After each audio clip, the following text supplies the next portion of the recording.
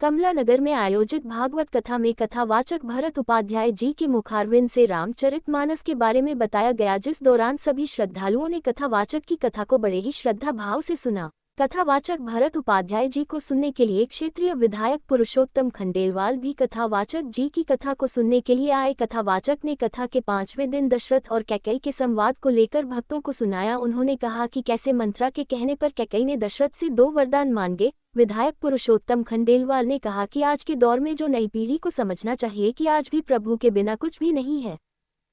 कथा सीखी नहीं हमने, जंगल की चौकी वाले हनुमान जी को उन्होंने कथा सुनाई, हम सुनाते थे माइक लगाते, तो सब हनुमान जी की शक्ति है।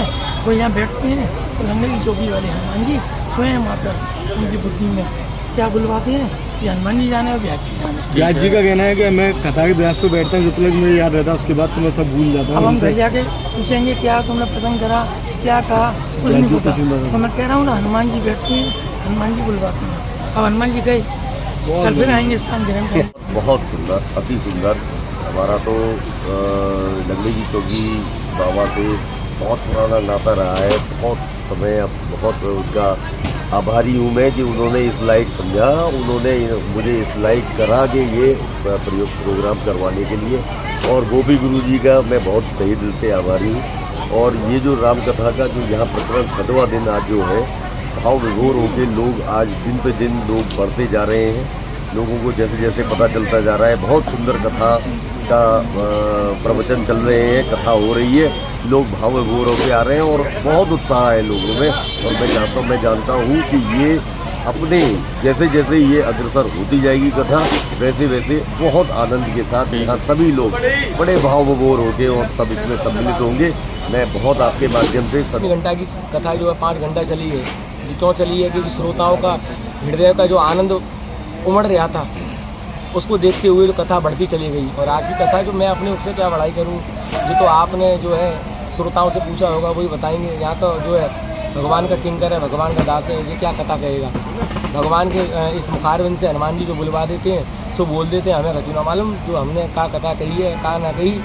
जो तो अपनी मस्ती में मगन होकर जो गहरे प्रेम और श्रद्धा के साथ सो निकल तो जा रहा हूँ। कथावाचक की कथा को सुन सभी श्रद्धालुओं ने खूब जमकर तालियां बजाई।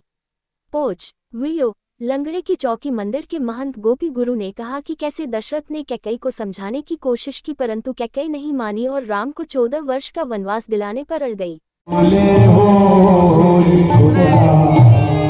राम कथा का दशरथ महाराज समझ गए कि स्त्री के माध्यम से मेरी मौत पक्की है, मैं मरूंगा भरत भारद्वाज जी मेरे मरने के बाद 14 वर्ष बाद बहुत अच्छा रामायण का एक प्रवचन टाइप चल रहा है।